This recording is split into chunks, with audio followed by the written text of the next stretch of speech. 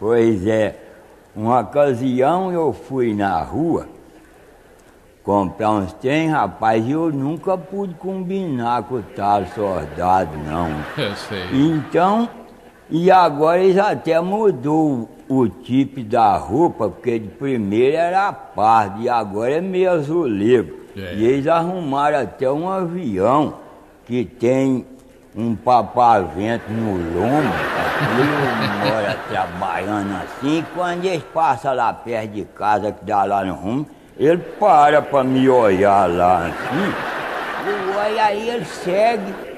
E aí, um dia eu fui na rua para comprar os trem, então reunimos lá uma turma de companheiros. E chegou outro e chamou nós, convidou para nós ir comer uns frangos. Então nós já estávamos com fome, que ali o sol entrando. Sei. Nós desceu, foi comer os frangos. E lá é um lugar meio impróprio para esse pessoal maluco. Já sei. Então e foi um rapazinho que ele já estava grande, mas a idade estava menos. Sei. Então, quando nós estávamos ali, sempre tinha uma perseguindo ali, olhava e sumia. Quando nós vimos, ele chegou lá com 5 soldados.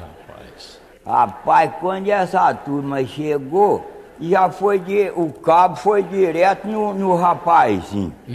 Falou pra ele, quantos anos você tem, porqueiro?